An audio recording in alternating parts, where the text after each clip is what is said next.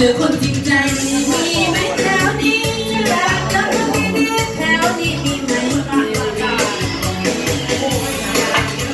ใจมีไหมแถวนี้อยากเจอคนดีๆแถวนี้มีไหมภาษากันแตกเราชื่อคำเดียวดีกว่าว่าเอกชนไทยเขายืนไอ้ต้นฉบับ